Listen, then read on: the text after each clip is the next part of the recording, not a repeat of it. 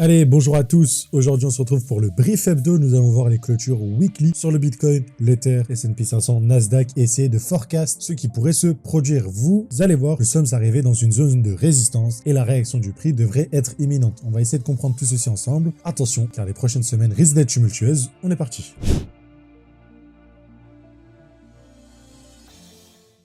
Bon, à notre habitude, nous allons commencer avec notre ami le SP500. Vous le voyez juste ici. Donc, j'ai déjà un peu grabouillé.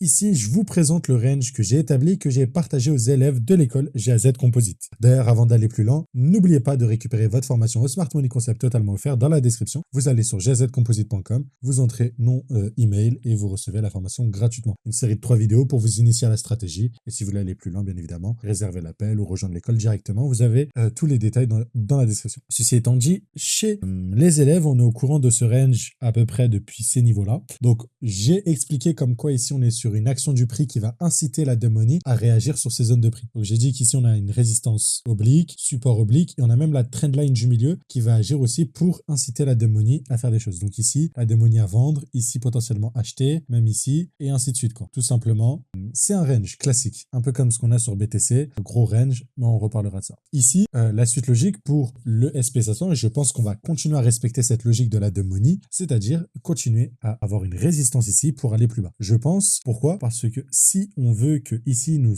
soyons un peu sur une réaccumulation, on veut pas avoir un break maintenant, parce que si on réintègre, c'est potentiel synonyme de distribution. Et derrière, on va faire un top, je sais pas, proche des $6,000, peut-être la barre symbolique des 6,000 ou très proche des 6,000 sur le SP500. Et derrière, on va manger une grosse correction, moins 20%. Vous pouvez multiplier par 2 sur BTC, ça fera du moins 40% sur BTC, ce qui sera assez fou. Donc ça, c'est un scénario possible. Pour ma part, je penche pour le scénario résistance, revenir sur ce support-là, voir celui-là. Donc ça voudrait dire chute sur les cryptos et on va voir pourquoi chute sur les cryptos, tout simplement. Ce que vous devez comprendre aussi sur le SP500, et ça je le dis depuis un certain temps, on commence à arriver sur des dynamiques de top, ok? Quand je dis des dynamiques de top, c'est assez simple. Il suffit un peu de regarder, si vous voulez, là, que prend le S&P 500, si vous voulez. On s'approche, en fait, si vous voulez, de ce qu'on appelle une parabole, ok? Donc, un truc comme ça, quoi, si vous voulez, avec, donc comme ça, comme ce qu'on a ici, en fait, où au début, ça monte doucement, progressivement, et à la fin, en fait, ça se transforme en quelque chose d'hyper, si vous voulez, d'hyper beaucoup trop haussier, quoi. Donc, on enchaîne la hausse. Donc là, on est proche d'un top, juste parce que là, on est en train de former quand même une très grosse parabole, et je vous rappelle, après une grosse parabole, retracement, hein, c'est logique. Deuxièmement, je vous ai indiqué que du côté RSI, on commençait à diverger. Là où on a un RSI qui commence en weekly à chuter, on a toujours notre cours depuis ce high-là, ok, qui continue à monter. Donc, on pourrait avoir une énième divergence, ok, et ce serait pas cool, où on revient ici pour ensuite réintégrer. Et là, vous voyez ici, hop, on n'est pas dans la zone de surachat et on dump. Et là, ce serait très, très bearish et ça serait synonyme de distribution. Et derrière, réintégration du range, ok, et voir break le range par le bas, tout simplement, avant de repartir. Donc ça, c'est ce qui pourrait se passer si on casse la résistance. Donc, sur le SP500, on ne veut pas casser cette résistance, tout simplement. On ne veut pas la casser parce que ça serait potentiellement un très gros synonyme de distribution, malheureusement. Et on n'oublie pas, sur du mensuel, on est à peu près overextended. On est quand même sur 1, 2, 3, 4, 5, 6, 7, 8, 9. 9 mois de hausse avec, allez, un léger mois d'arrêt. Mais voilà, quoi, ça fait... Si vous voulez, le run, il dure depuis octobre 2021. Si on compte depuis celui-là, voilà, quoi. Donc, on sait très bien qu'on est plus proche de la fin que du début du mouvement haussier, clairement. Ok, ça, je pense que c'est de la logique commune. Donc, sur le SP500, on arrive sur les zones claires. Notez bien ce range parce que c'est là où on va s'amuser avec vous. On va s'amuser avec vous dans le sens où si jamais on break par le haut, ce sera bullish, les gens vont rentrer sur le pullback. Et s'il y aura assez de contrepartie, on va réintégrer pour aller plus bas. Ok, donc on n'aura pas ce pullback explosion. Ça, c'est pour piéger la money, on réintégrera pour aller plus bas. Par contre, on risque du coup de faire gagner la money qui short à la résistance. Et là, en gros, cette money là va laisser ses stop loss sur ces highs là. Donc là, les gens vont se dire c'est bearish. Ici, on short, c'est la trendline baissière. Ok, donc ça va laisser des liquidités. Donc même si on revient en bas, quitte à liquider ces niveaux-là, qu'on réintègre, on sait que la target, c'est comme BTC, c'est ces niveaux-là, quoi. On sait que c'est ces niveaux-là. Donc, ça, on le note et c'est ce qu'on a sur le SP500. Et c'est pareil par rapport au Nasdaq. Vous avez vu, ce qu'on veut voir, nous, c'est une correction comme celle-ci. C'est que, voilà, on crée une résistance oblique. Même au milieu, c'est assez respecté. Donc, ça ressemble beaucoup. Où, vous voyez la trendline du milieu du canal où qui réagit ici, qui réagit ici. Mais dès qu'on arrive à la résistance, on veut voir une réaction à la baisse. OK? Comme ça, on va bas de canal. Donc, les gens vont long et à un moment, ils vont se faire piéger. Et donc, tout ceux-là, là, ils vont se faire piéger. Et même ceux qui ont mis sur la demand ici vont se faire piéger. Et je pense qu'on a un peu la même chose ici. Si jamais on pense que le Nasdaq va plus haut, on a cette demand de là. Donc, les mecs qui vont longues sur le support ici, boum, hop, on va les liquider, en gros. Et là, la résistance, boum, on va la tenir. Ok. Donc vraiment, ce canal-là, un peu de réaccumulation de week-off. On en reparlera sur BTC. Mais c'est exactement ça qu'on veut voir sur le SP500, sur le Nasdaq. C'est continuer la résistance pour laisser des liquidités, pour ensuite réintégrer, enfin, pour ensuite aller en bas et réintégrer à la hausse pour aller récupérer les ATH. Bien sûr que si jamais on a ça sur le Nasdaq, bah, ça pue. Ok. Si on commence à hop, ça pue, tout simplement. Ça pue, ça pue, ça pue. donc voilà, faudra surveiller ça de très près, globalement. Un peu comme le SP500, c'est pour moi, ce range-là, on va rester encore pas mal de temps dedans. Donc c'est ce range-là, on va s'amuser avec vous. Monte, descend, et on verra bien ce que ça va donner. Donc voilà, on surveille ça de très près. Pareil, sur le RSI, ça diverge. Et même si on regarde sur du très long terme, si vous voulez, on est sur des actifs qui ont quand même connu une croissance parabolique, plus sur la phase de déclin des États-Unis tôt ou tard qu'autre chose, quoi. Donc on est vraiment sur un truc où voilà, quoi, c'est bientôt la fin de la fête, en tout cas aux États-Unis. Hop. Donc voilà, là, même là vous voyez, donc globalement ici, je pense pas qu'on est sur la fin des États-Unis. Je pense qu'on va range, ok, mais que ce range là est magnifique, notez-le sur votre chart, et que tout simplement, si on le break, ce sera de fortes probabilités qu'on distribue et pas qu'on ait un breakout bullish et que du coup c'est mauvais pour les cryptos. Par contre, si on a le scénario de baisse, celui que j'envisage, celui-là, alors hop, on passe sur notre ami BTC, ça voudrait dire que sur BTC, on continue ce qu'on a fait depuis le début. Donc distribuer, dump, distribuer, dump. Donc je vais vous le montrer juste ici. Vous allez voir ici, on a distribué, ensuite on a dump. On a distribué, ensuite on a dump. On a distribué, ensuite on a dump. Là on distribue, donc on devrait dump, ok, pour aller chercher ces niveaux-là. Et je vais vous montrer à quoi il correspond. Ce que j'expliquais d'ailleurs, c'est que là, dès à présent, on est dans la zone de short. Donc, quand je regarde la dernière impulsion, on revient dans les niveaux de Fibonacci. Ok. Et là, on a pareil, hein, belle distribution. On avait même repéré celle-là. Voilà. Maintenant, on pense à aller. Si je vais sur la plus petite time frame, ce que j'aime bien, c'est qu'on a récupéré ce high-là, celui-là, celui-là. On avait presque des EQH. Il manque celui-là et potentiellement celui-là qui nous ferait revenir sur le dernier niveau de Fibonacci. Donc, je pense que sur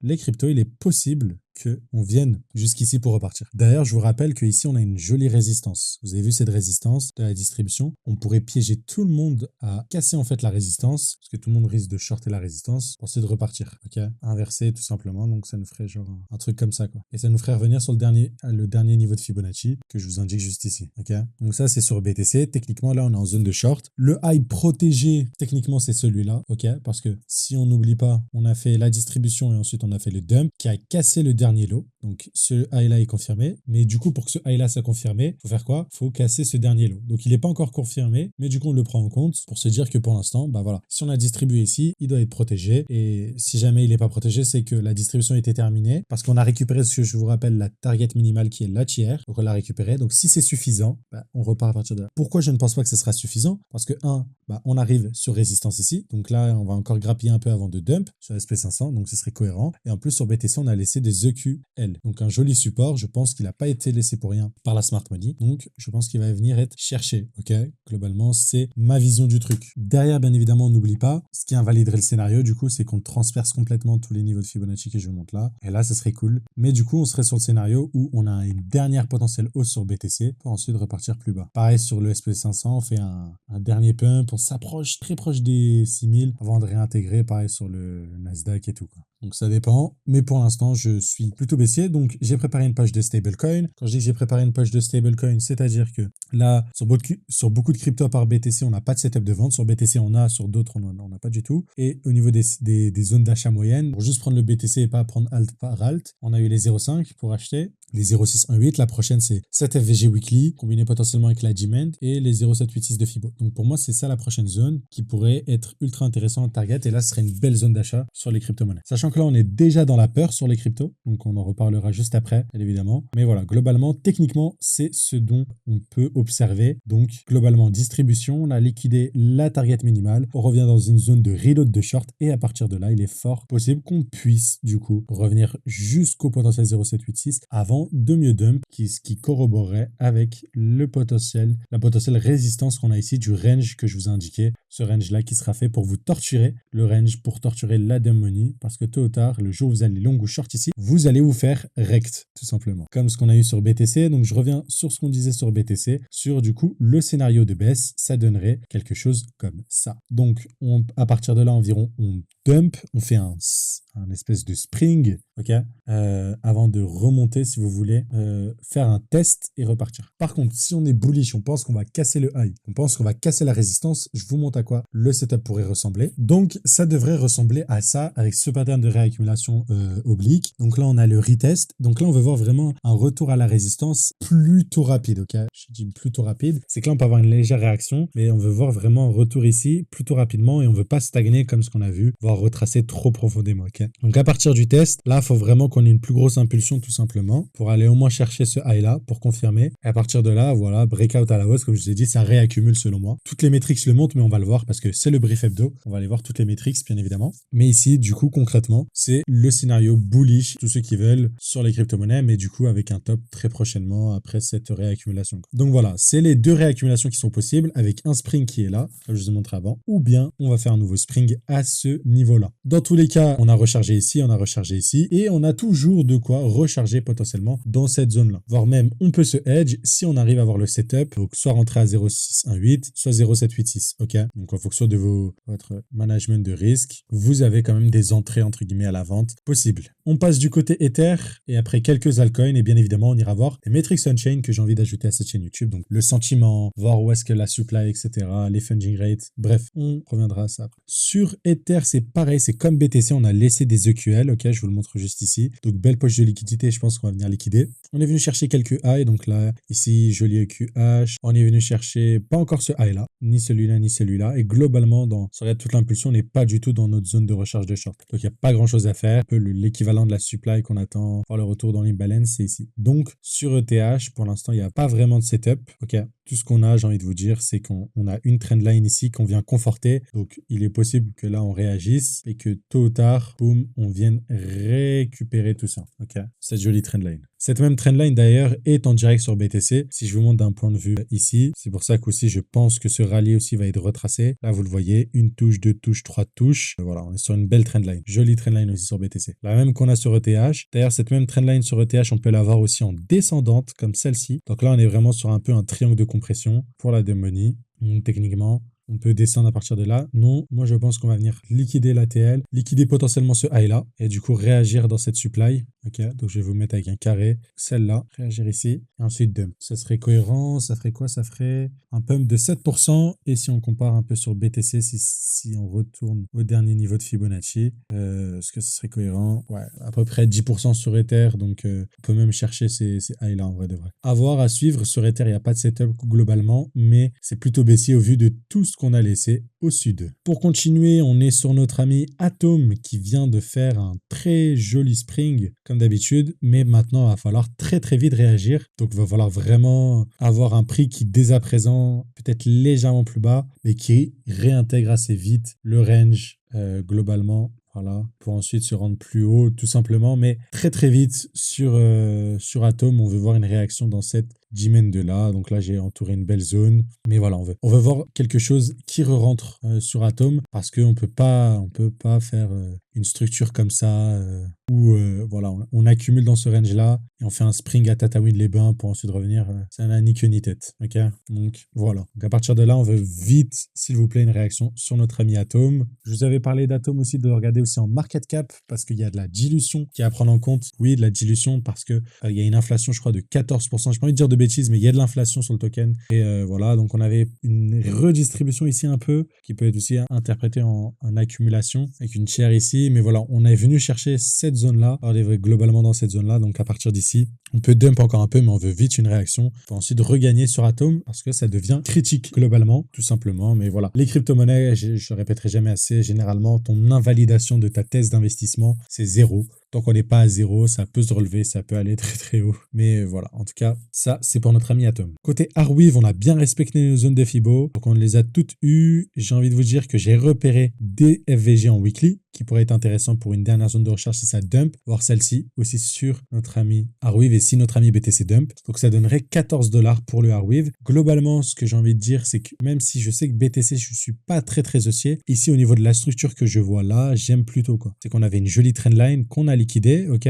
On est revenu dans une jolie imbalance globalement et qu'en fait on a liquidé l'ATL, on a même liquidé le support qu'on a créé ici. Sauf que là voilà, on a bien retracé ici. Donc globalement, si je regarde l'impulsion haussière, dès qu'on va clôturer en dessous des 0,786, ça invalide cette potentielle accumulation et globalement, c'est comme BTC, c'est tourné plutôt vers le bas pour aller chercher ces niveaux-là. Par contre, ce que je note bien sur ça, c'est qu'avant d'aller plus bas, il y a potentiellement un setup à venir chercher parce qu'on a cette jolie trendline là, on a cette jolie résistance là, donc on a beaucoup de choses à venir chercher pour la contrepartie et repartir plus bas. Ok. Donc globalement, c'est ce que je vois du côté Arweave. Côté AKT, c'est pareil que BTC, jolie distribution. Là, on commence à revenir dans la zone de recharge de short. Je pense que c'est intéressant de surveiller ici globalement et je pense pareil que on aura du coup la chance d'avoir un retour dans cette demand ici. Côté Anker, on a créé une jolie TL. Je pense qu'on va liquider cette TL, que même potentiellement liquider ce lot là avant de repartir beaucoup plus bas. Donc ça, c'est sur du weekly globalement. Donc voilà. Et pour continuer sur du daily, c'est tourner énormément vers le bas et qu'à partir d'ici, voilà, on peut réagir pour aller beaucoup plus bas. Ok. Je pense que pour l'instant, il n'y a pas grand chose à espérer de la part de NKR avant qu'on vienne liquider ces lots là. Donc voilà. Si on parle du côté SUI, c'était magnifique. Voilà, on a liquidé beaucoup de zones. On s'est ensuite inversé avec un COS à ce niveau-là. On a ensuite un joli retracement. Donc si on regarde ici, joli retracement. On est même allé jusqu'au 0,618 pour ensuite recharger du coup dans cette zone-là et repartir. Et donc là, on a cherché tous ces highs-là. Je pense que lui n'échappera pas à la hausse. Et le setup que je surveille, c'est qu'au niveau de ce niveau-là, on a une jolie résistance. Et là, on continue à conforter cette résistance. Donc potentiellement, ok, que sur le SUI, on est juste sur une redistribution avant de potentiellement mieux dump. Bon, je pense pas qu'on va revenir aussi bas, mais globalement, ce lot-là n'est pas protégé dans la distribution. On peut venir le chercher pour ensuite repartir. Donc voilà, sur le SUI, c'est pareil. Si on fait un point sur le total des crypto-monnaies, c'est comme BTC, c'est tourné vers le bas, ça distribue. Et après chaque distribution, si je vous le montre, donc là, on a eu moins 22% après cette distribution, moins 26% après cette distribution, on a eu donc, hop, moins 30%. Voilà, après cette distribution, il est possible que voilà, on connaisse le même châtiment, moins 30, moins 27%. Ça nous ramènerait dans cette zone-là, tout simplement. Un élément qui me donne, entre guillemets, des confluences sur la zone des 43 000, je vais vous l'exposer dès à présent, c'est le volume profile. Donc, vous pouvez regarder le profil de volume à gamme fixe, le noter dans l'impulsion si vous voulez à peu près. Hop. Donc voilà, vous avez vu sur toute l'impulsion, il y a deux zones de volume. Il y a celle-là, ok. Donc on l'a déjà mitigated, donc on a déjà fermé les ordres, et on a aussi celle-là. Donc si je monte sur l'impulsion, voilà quoi. Et on a une grosse injection d'ordre à ce niveau-là qui pourrait être aussi intéressante à 43 000. D'où les 43 000 sur notre ami. Donc sur le total, c'est pareil, c'est tourné vers le bas. Si on regarde du côté total sans BTC, on commence déjà à être bien profond. Donc là, sur les alts, ça va être le moment de se réveiller. Pour moi, BTC à 1 milliard, à 1000 milliards quand même de market cap, 1 trillion, ça commence à avoir une globalité de part de marché. Je pense que on a beau être BTC maximaliste, personnellement, BTC a déjà fait les trois quarts de son chemin. Je vois pas comment BTC peut avoir plus d'ampleur dès à présent. Faut prendre le temps. Bon, beaucoup disent c'est l'or numérique. L'or, ça vaut 10 000 milliards, quoi. BTC, voilà, c'est quand même un dixième de l'or en termes de capitalisation. Donc BTC, clairement, il n'y a plus beaucoup de parts à venir chercher. Pourquoi mon portefeuille est surpondéré en altcoins comme l'Ether et d'autres, okay. C'est parce que BTC n'a plus globalement de parts de marché à venir chercher. On le voit sur les alts, on va devoir avoir une réaction dès à présent. Et au niveau de la dominance, on est potentiellement aussi sur une distribution daily, donc création d'une résistance. Là, on liquide pour ensuite aller plus bas. Et je vous l'ai dit, là, on arrive dans les derniers instants de la dominance, parce que là, on revient dans le dernier bloc haussier à l'origine du dump et on veut voir globalement, à partir de ce bloc-là, une chute, okay, pour voir que BTC perd des parts de marché et qu'elle se déverse sur les altcoins. Et globalement, quand je vois cette charte-là, oui, sur le support, si tu veux, j'achète du BTC parce que ça va surperformer. Par contre, dans cette zone-là, voilà, BTC, ça vaut 1200 milliards. Il n'y a plus grand-chose à grappiller alors que des projets altcoins ont beaucoup plus de choses à grappiller en termes de parts de marché, beaucoup plus de choses à prouver, beaucoup plus d'upside, quoi, concrètement. Même si c'est plus risqué, globalement, je ne peux pas surpondérer un actif qui est presque arrivé à destination. Sur un marché crypto dont j'estime, après maturité, après le Super Six, si vous voulez, on en reparlera dans d'autres théories. Après ça, j'estime qu'on aura genre, allez, je vais dire 5 000 milliards de market cap. On est plus sur 8, mais voilà, prenons 5 pour que la proportionnalité soit plus simple, sur les 5000 milliards de market cap des crypto-monnaies, excusez-moi,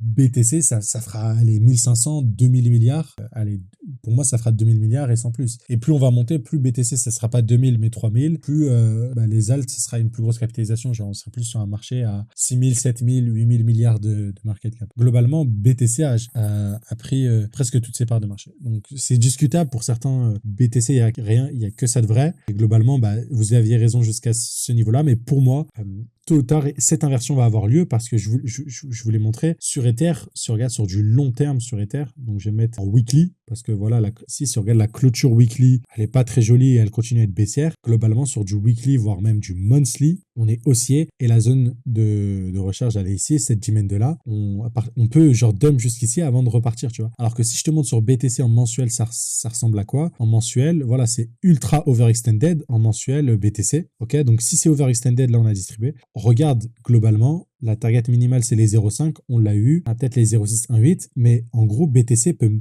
en cas critique, peut revenir ici, ce serait pas bearish. Hein. Revenir dans cette dimension, combler des imbalances, ça ne serait pas bearish, tu vois. Donc il y a vraiment un gap entre les deux là. Donc soit BTC se calme et les alts reprennent de la forme, soit il y a une forme de décorrélation, mais globalement, personnellement, voilà, dans ces zones-là, je suis plus apte à être, je pense, c'est contrariant de ma part, mais je suis plus apte à acheter de l'Ether, même si ça a l'air moins performant, parce qu'on est dans les belles zones. On est dans les belles zones et je pense que cette décorrélation va vite se remettre. Donc voilà, tout ça pour dire que le total c'est ça, donc 100 BTC, ça ressemble plutôt à quelque chose. Donc on revient dans cette zone-là comme ce qu'on a eu sur BTC, mais ça serait pas bearish si on récupère ce niveau-là, ok? Et je vous montrerai pourquoi on pourrait le récupérer et repartir à partir de là. Ok.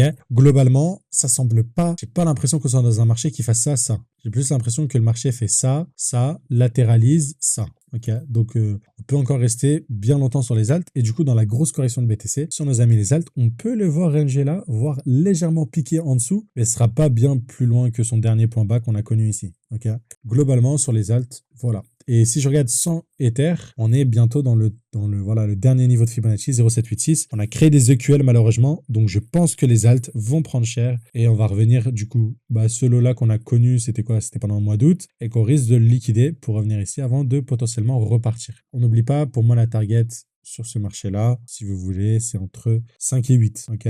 C'est ça. Donc pour moi, l'arrivée, c'est ce niveau-là. Donc voilà, on a fait le global. Pour l'instant, on semble être sur une fin de correction, toujours haussier. Donc voilà, j'achète les valeurs de conviction, tout simplement. Mais sur beaucoup d'alts, ça ressemble au total 3. Je vais prendre le cas de NIR. Et du coup, la dernière demand, il semblerait qu'on va revenir sur celle-là. Et que le dernier, la petite bougie rouge en mensuel, on risque d'aller la chasser, d'aller en dessous et repartir. Et du coup, ça pourrait être intéressant. Ça, on pourrait le voir un peu sur le Nasdaq. Et globalement, ce serait pas bearish. Pour moi, ce serait bullish et on réaccumule. Sur le Nasdaq, on récupère ce lot-là, quoi. Un peu comme sur les alts. Donc, ce fameux lot, sur du mensuel, voilà, c'est un peu la même bougie, quoi, à peu près. On le récupère pour ensuite repartir. Et pareil sur le SP500. Je pense pas qu'on va récupérer celui-là, mais peut-être celui-là, quoi. Bref, à voir. Mais globalement, sur les alts, on a, voilà, ces EQL. Sur NIR, on a des EQL. Je pense que ça peut aller plus bas sur NIR. Donc, ça semble pas encore très, très bullish, globalement. J'ai rechargé dans tous les paliers. Donc là, globalement, vous avez vu, hein, 0,5, 0,7, 6, 1,8 et tout. Moi, j'ai rechargé dans la demand. Mais sur le NIR, on peut vraiment, si on rebondit pas à partir de là, on peut aller, voilà quoi. Je vous ai dit, on a créé des EQL ici, donc c'est sûrement pas le bottom, même ici. Donc on va sûrement venir chercher tout le monde, voire même ce niveau-là, avant de repartir. En plus, ce sera un joli piège pour la dumb money qui pourrait voir ça comme un peu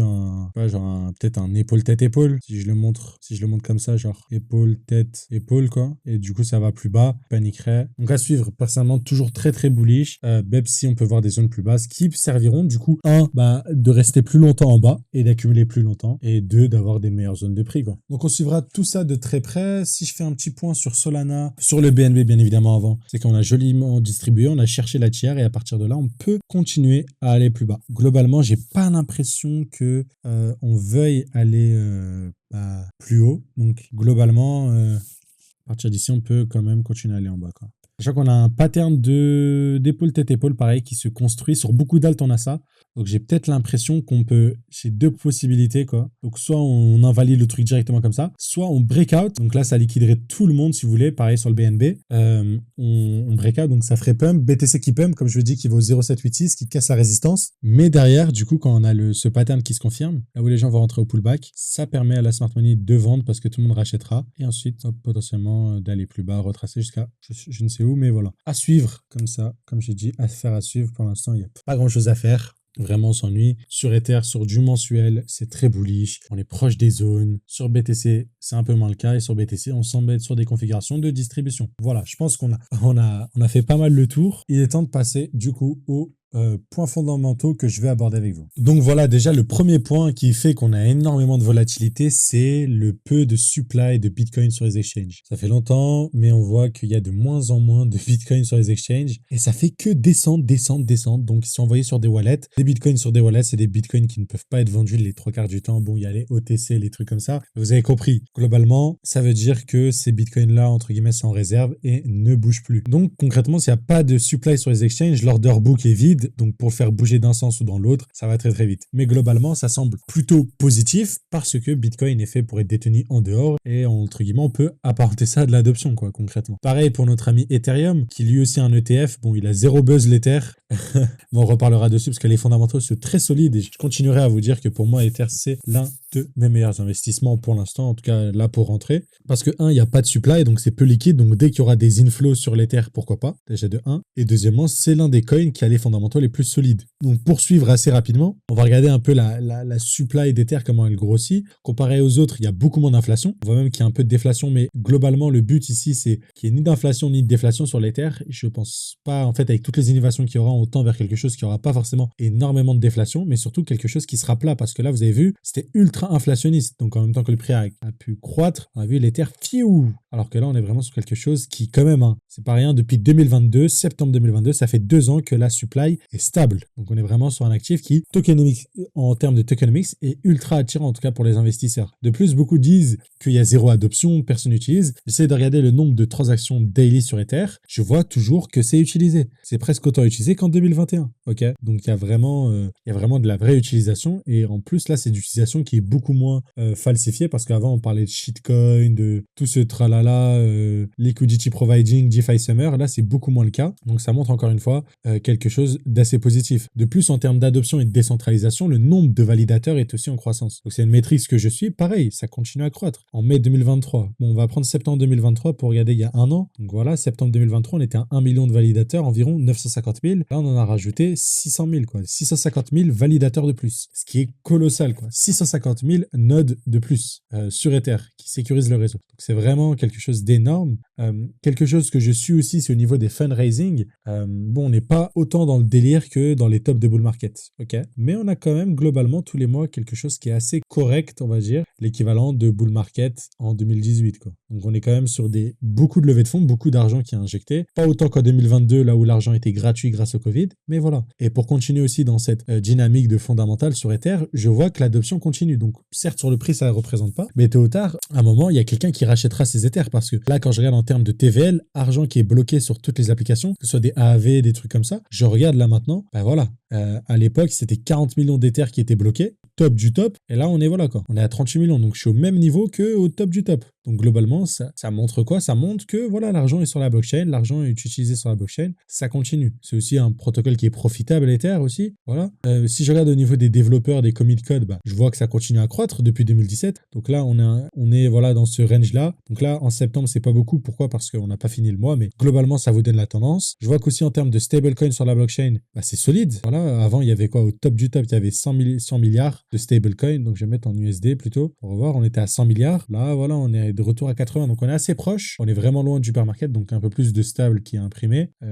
Mais voilà, donc fondamentalement, je vois ces trucs-là qui sont très très solides sur l'Ether. Côté BTC, on peut voir un peu d'analyse on-chain si vous voulez. Cet indicateur est assez cool pour voir un peu le balance price, le prix de BTC. Donc souvent, il va en excès au-dessus pour ensuite le rattraper. Là, le prix sur Ether, le balance price sur BTC, pardon, il est à 23 000. Quoi. Donc globalement, c'est intéressant. Ce que j'aime pas avec l'analyse on-chain, c'est qu'on peut faire dire tout et n'importe quoi à notre chart. Donc voilà, c'est pour ça que c'est important d'être nuancé. Voilà, comparé à des choses qui sont factuelles comme Ether. Là, je peux vous dire que bon, bah, sur le balance price, bah, on a encore, techniquement, si je veux acheter du BTC, je dois attendre de revenir à ce niveau-là. Même si vous allez voir que le balance price croît avec le cycle. Donc en fait, le balance price qui était ici, vous vous dites, bon, j'attends les $200. Au final, après le bull market, vous n'allez pas avoir vos $200 aussi. Ça, faut pas l'oublier. Mais des métriques qui sont intéressantes, c'est voir qui est en profit. Vous allez voir qu'à chaque fois qu'on est proche de top, bah, on est sur 97% de personnes qui sont en profit. Dès qu'on est vraiment proche de ces zones-là, c'est pas bon. Et quand on est en bear market, on est plus proche de 50% des gens qui sont en profit, voire en dessous. Donc là, on voit que, bon, bah, on a bien retracé ça. Ok. Et aussi les personnes en perte. Donc, le plus bas, c'est en bear market.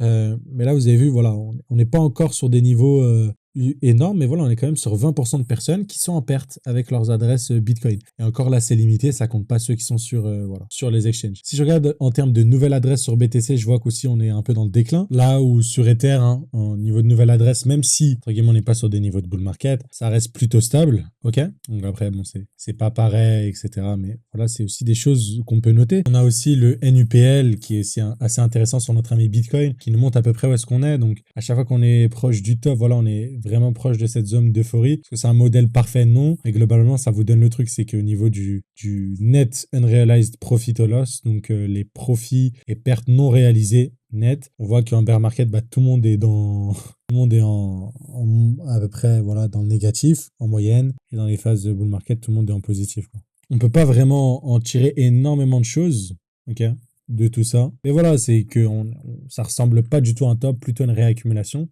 tout simplement. Donc prochainement, dans les prochaines semaines, on essaiera d'aller un peu plus loin. Je vous montrerai des choses qu'auparavant je suivais de manière active. J'utilise plus trop l'analyse on-chain parce que voilà, c'est quelque chose que tu utilises quand tu investis. Voilà, quand je veux investir entre guillemets sur des bottoms, si tu veux, plutôt sur le début de chaque cycle, c'est un truc comme ça que je suis un peu. Donc le CVDD, des choses comme ça. Celui que je vous ai montré, le balance price. C'est des indicateurs on-chain qui sont intéressants pour investir sur du long terme. Sur du court terme, ça n'a pas trop de choses. Mais là, globalement, on l'a vu, les bitcoins, les Ethers ne sont pas sur les exchanges à être vendus, sont plutôt accumulés. Donc, c'est plutôt positif. Les fondamentaux aussi sur Ether n'ont pas bougé, continuent de croître. Voilà. Et en plus de tout cela, on voit que la peur continue. Je pense que même si on regardait sur Ether, je suis sûr que la peur, elle doit être vraiment proche. Voilà, on est à 37 sur CoinMarketCap, donc on est vraiment dans des phases où on a perdu toute l'euphorie qu'on a connue. Et c'est globalement très bien parce que c'est dans ces phases d'extrême fear qu'on va voir quelque chose émerger la plupart du temps. Donc assez ravi aussi, pareil, de voir cela. Donc voilà, c'est tout ce que je voulais vous montrer pour aujourd'hui. On est dans la peur et je pense que même si on est dans la peur, on a encore quelques instants de baisse dans l'avenir, mais globalement, je pense que nous aurons un breakout à la hausse avec cette réaccumulation qui sera très très bullish et qui nous amènera, je l'espère, proche des 100 000, mais en tout cas très très haut, et sur les altes, très grosse conviction, notamment sur l'Ether. Voilà, très bonne semaine et je vous dis à très vite.